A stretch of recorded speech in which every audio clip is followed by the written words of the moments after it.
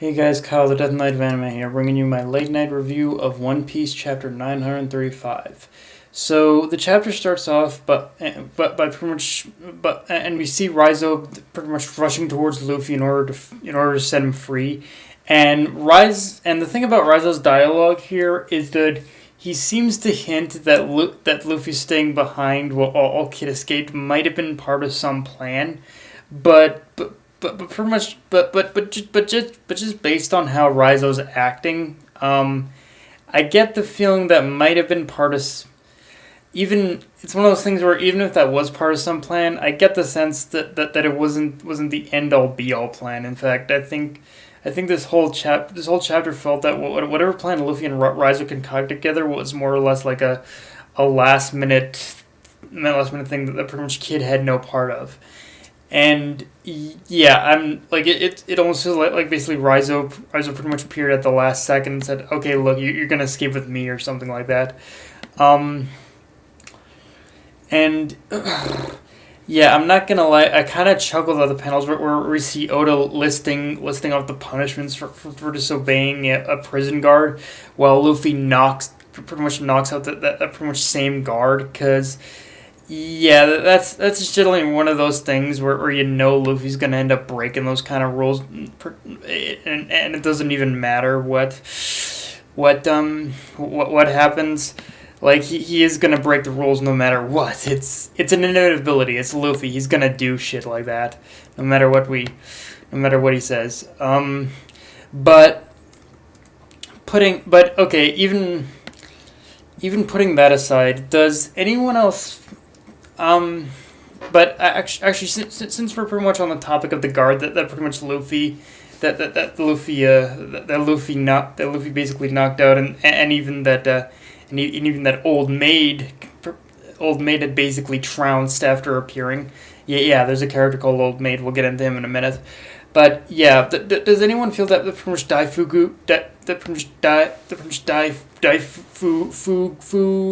Fugo pretty much kind of had a lot of wasted potential in this chapter. Like don't get me wrong. I was laughing, and I thought and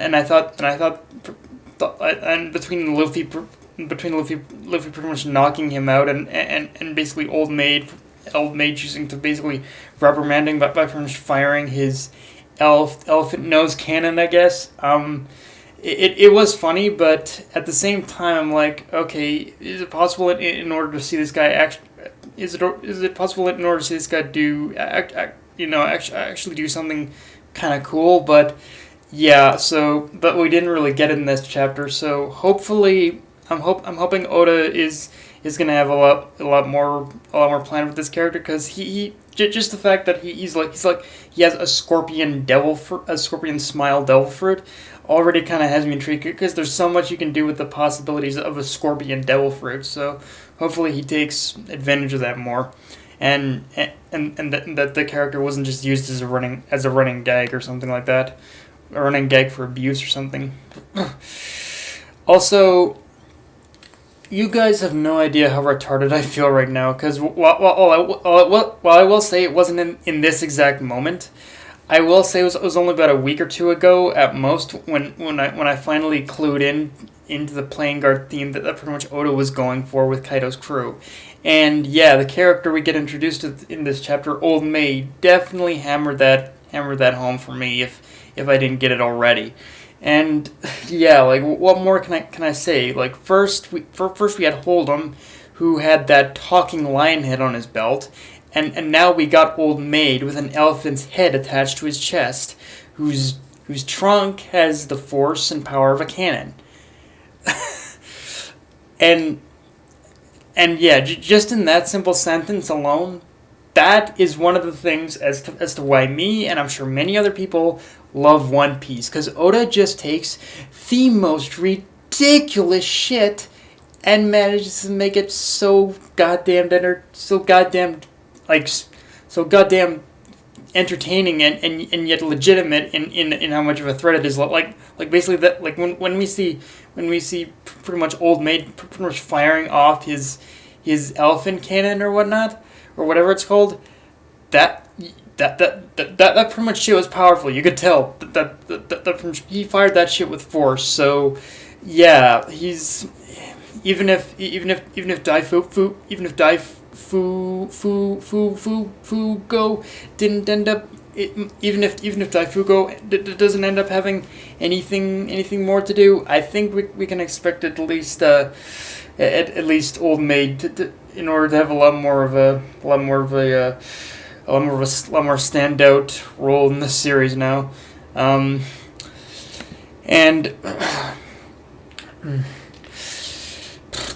and the thing about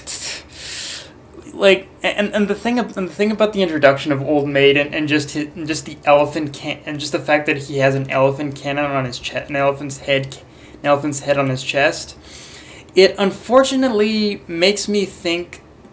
It makes me kind of think, and it's one of those things where we almost have to assume that it's only a matter of time.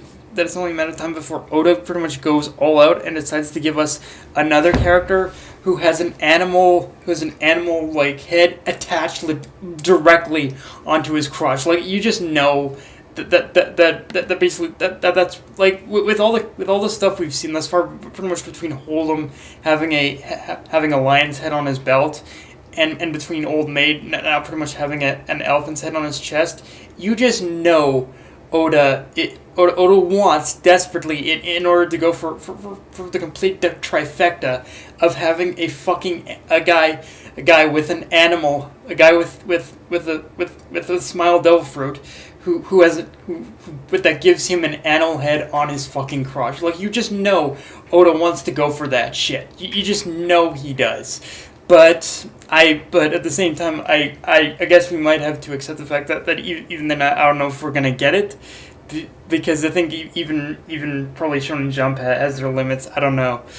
Like, I'm sure if Oda did try that, Shonen Jump would probably put their foot down. But even then, you just know that that's something that Oda wants to do. You could just feel it. And of course, the funny didn't stop there either, because we basically get Queen making the most over the top entrance on the planet, but by pretty much dancing to basically all the prisoners and guards and whatnot. And yeah, on the surface, with just him dancing, with just seeing Queen dancing, it doesn't seem like much. It just seems like a random comedic dance. But if you really look at the panel of Queen and his cronies dancing together in unison like that, I mean, it's basically a meme at this point. But come on, that was a motherfucking JoJo reference or homage or something. You could just tell that in a way that I think that was Oda's own way of kind of paying homage to basically the franchise of JoJo. Either that or maybe that's some kind of commonly used dance in manga in general. I don't know, but yeah, that was definitely something that was straight out of JoJo for sure. But on a more serious note, we pretty much get a lot more background on Hyougoro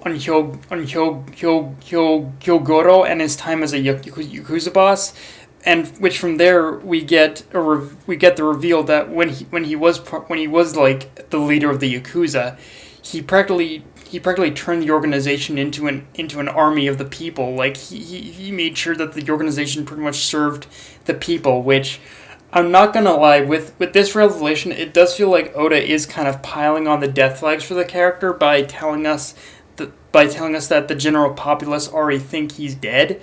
But it also feels like this is setting up for Kyoshiro in order to carry on his legacy, and in order to even contribute to basically unseating and overthrowing Orochi. Like, it just actually looking, I'm stupid. Like, right now it does. Like, looking back on the chapter where we see Kyoshiro pretty much killing Komurasaki. Komurasaki, I have finally come to the conclusion that she probably is dead, but in that sense, if if that is the case, Kyoshiro probably did it in order to further gain Orochi's trust. So, and because of that, it does, and so knowing that, it does feel like that pretty much Kyoshiro is being set up in order to help unseat and overthrow Orochi now, and when you look at the entirety of where the Wano arc is taking us right now, I think we need to consider unseating Orochi the bigger picture right now, because if they can achieve that, then Kaido will have lost a key ally, since in many respects Orochi, for as much of a dumbass as he is, Orochi is the one who has the influence to keep the government off Kaido's back. So if Kaido pretty much loses Orochi as an ally, it is going to make him a lot more open and susceptible to basically as an outlaw or something, like as a pirate and an outlaw. So yeah, there's that too. Just right now, I am curious as to where Oda is gonna take this, because I definitely feel with this whole reveal of basically who basically Hyougoro was and what he stood for as a Yakuza boss. I feel that this is putting basically Wano as a country and his legacy and the legacy of the Yakuza in the spotlight now, for sure. Now, and the ending of the chapter introduces us to another one of the rebels who's known as Kawamatsu. And if I had to take a guess as to where this introduction is going to take us, I feel that Luffy and Hyougoro are going to end up in some kind of prison brawl with Kawamatsu as their opponent, or at least that's what I can kind of imagine is going to happen after Oda cut us off from fully giving us Queen's idea to punish Luffy.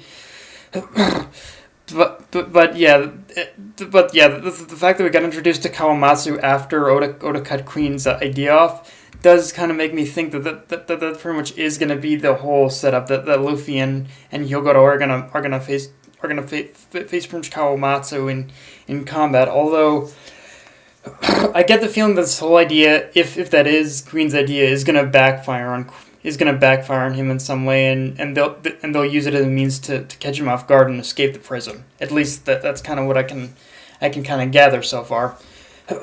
But yeah, guys, that's pretty much all I got for this review. If you enjoyed the video, like, comment, subscribe. Follow me on Twitter, Facebook, and you list your Crunchyroll. Death Knight of Anime, signing off. Later, guys.